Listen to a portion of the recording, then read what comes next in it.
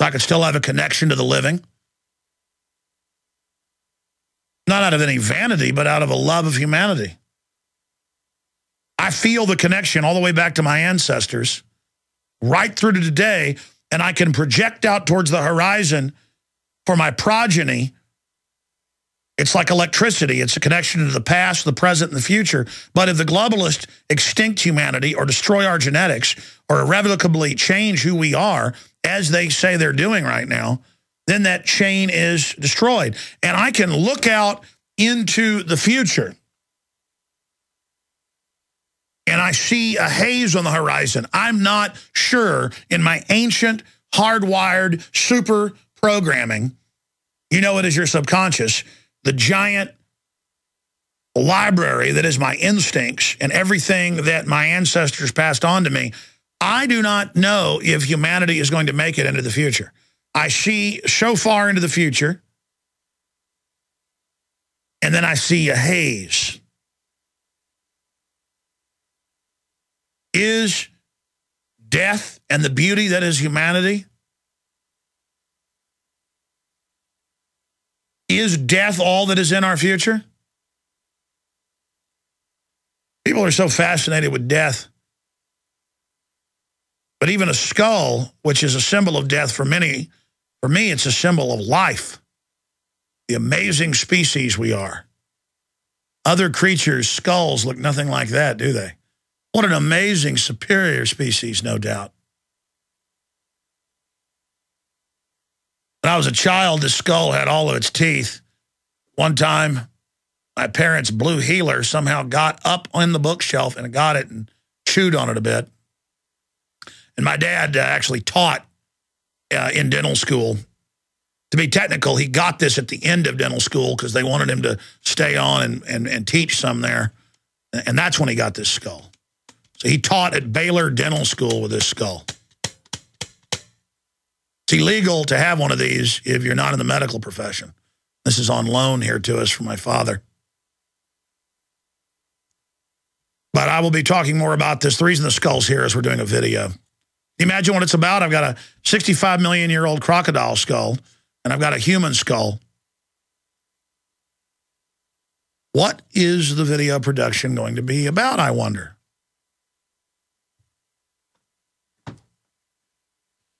Okay, enough of that.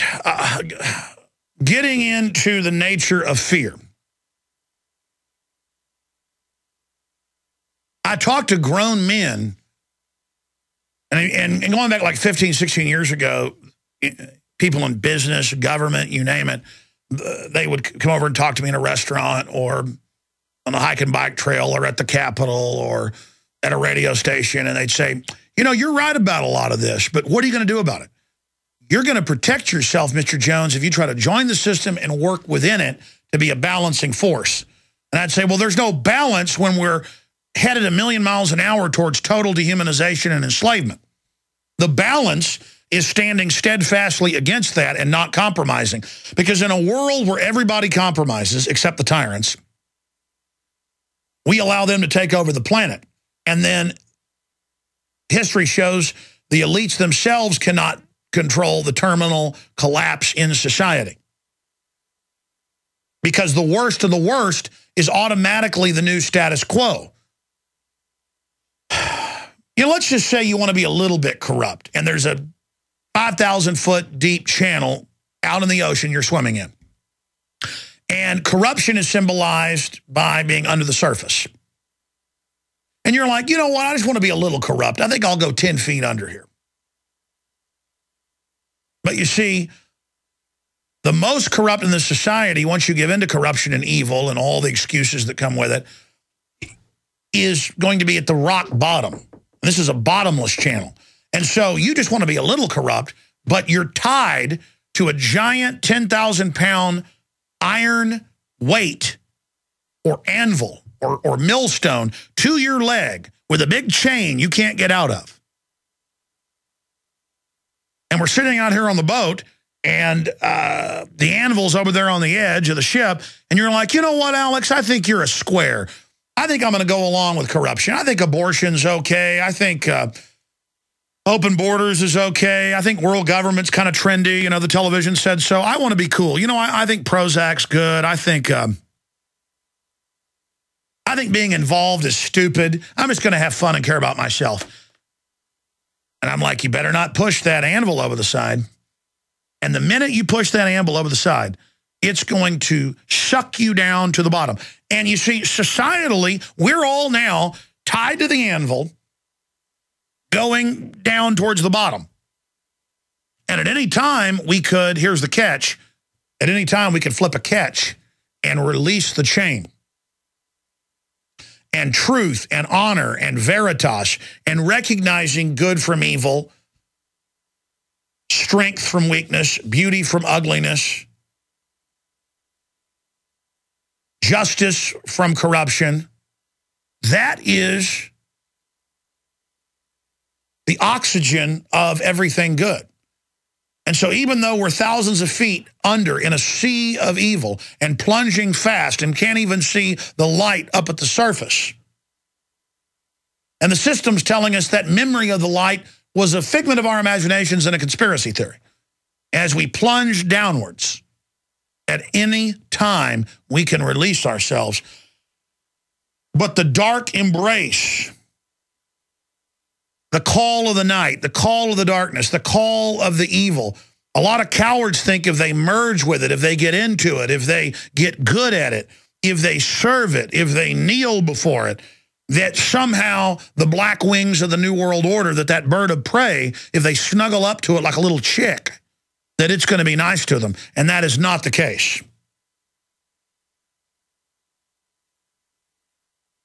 We must resist this system. And it's common sense, but to sit there and have to explain to full-grown men, hey, if you don't start complaining about the direction of where things are going and start saying no, then the sky's the limit. You should be afraid of that, not of what is individually going to happen to you. Sure, some of us have to take a really bold Alamo-level stand, and who knows if we'll make it out of it, because somebody's got to make the stand up front to point out there's a war going on. But the victory would be so easy if people would just recognize what's good from what's bad. It's very, very elementary. And of course, we got into this discussion of good and evil yesterday just briefly because the station manager that we had on was talking about, yeah, when you talk about FEMA camps with Mancow, they scramble it or cut the transmitter off. It's got to be the EAS system, the engineer's saying. What do we do? You know, they admit they've got all this backdoor tech and everything now, and they're doing this as a test, and the president's going to be breaking in and taking over. You know, while we've got a license, you know, they could take it as if the government is everybody, as if that licensing system says you've got to do whatever the government says. No, you've got to serve the community. Well, is it serving the community to keep the First Amendment and free speech and to warn people about things that are happening and to admit that these backdoor systems are kicking in and erasing stuff off TiVos, you name it? Or do we just go, oh my gosh, that's kind of scary, I better not say anything about this, as if the FCC and as if the government is just God and we'll just do whatever they say? Because the NRA got documents and reported on this a few months ago in the Washington Times that Obama does intend by executive fiat to ban all semi-autos. And the ATF said earlier this year, until there was such a backlash, they said, okay, we'll do it in the second term. Just look it up. Most shotguns were to be banned. Just type in ATF announces shotgun ban. It said any shotgun that's bottom loading, that's either pump or semi-auto, because you can convert them to clips, they said as a non-sporting function, as if the Second Amendment's sporting, as if that's its only, quote, right, and that they're going to ban them, and it came out like 63% of shotguns sold in the last decade in the numbers I saw. They say they're going to do that. So you're pretty much forced to vote for Mitt Romney, even if you know he's bad, because would he dare do that as a Republican? That would destroy the Republican Party. He still might do it. The point is that, I mean, I'm to the point that if they come out and say, we're banning your shotguns, I'm not turning them in. I mean, you know, that's why I'm fighting so hard now to turn this around before we get to the point where it's 1776, Lexington Concord, and they're coming to take our guns, and it's like, okay, I guess that's it. And then the poor moron minions they're going to send at us. I mean, this is a planned civil war that's going to wreck the citizens, the police, the military, everybody. Why don't we just come together and not be in this mentality and wake up from this nightmare and not go down this road? I mean, do you understand where we're going? But we've got to have the courage to be honest about it. The globalists want a civil war in this country. We've got to find the way out of this. We've got to be smart enough, and we've got to have the courage to save ourselves. David Icke's coming up in the second segment of the next hour. Always interesting, always thought-provoking. We'll have some open phones for him as well. USA Today, that's always used to introduce new propaganda to the public, is reporting on what we reported on a few years ago because Homeland Security had already announced it. They're going to have 3 lanes or smart tunnels you go through at the airport. One is a full groping, strip search, everything else. The other is only a basic search, face scan, thumbprint. And the other is trusted globalist minions, the new class system. Everybody's too busy worrying if they're black or white or whatever to recognize this. You know, it's discrimination when Obama supporters get health care waivers, but nobody else does. See, but people only think of race or religion as a discrimination. Now, if the globalists say you're a good little minion, you get to fly not being hassled. That's the new system coming out, and that's being announced. And if they want you to be an informant, you can't fly. 6 months later, the FBI calls you, says, come meet with us. And they go, yeah, we'll let you off that list. We know you're not a bad person if you inform on people for us. And they're like, what? Inform on people? Indentured servitude? That's how this system works. But people, again, think of discrimination only as it's put forward with TV ads now running saying whites are bad people. By the way, the psych warfare chiefs want that for division. That's actually going to make white people, most of them, feel real scared of black people and embarrassed like they have done something wrong, and so they'll try to stay away from black people. It's not that they won't hire black people because they dislike them. They won't hire them because they're scared. Very sophisticated what's going on. We're going to be breaking that down. Turns out the Trayvon video that the court has does show what Trayvon, Zimmerman said had happened. But my point is this is all a complete political diversion. I'm going to be getting into that. More on Obama declaring executive privilege, which you can't do over crimes, which before they said they didn't have any documents, so they've been caught perjuring again. This could be his Waterloo. This could be his end of the road, which is a good thing overall because you want to punish out-of-control executives and scare the next crop of crooks. But here it is. Checkpoint of the future takes shape at Texas Airport. Love Field. That's the airport right in the middle of Dallas. Yeah, it used to be great to be able to fly to Dallas in 25 minutes. Back before the TSA, I could just fly up there, see family. Before I got a girlfriend and got married, go fly up there, go see girlfriends. And not anymore. I'm not going up to Dallas, not going to their water parks, not visiting family up there unless I drive, because I can't have my children subjected to known pedophiles. It's a real simple equation. Like, you won't let your kids be grabbed and groped by men with weird mustaches, with pot bellies as they lick their lips? No, I won't. It's sexual assault when anybody else does it. I wouldn't let anybody do that to my kids. I can't physically watch that happen. I would become very physically angry.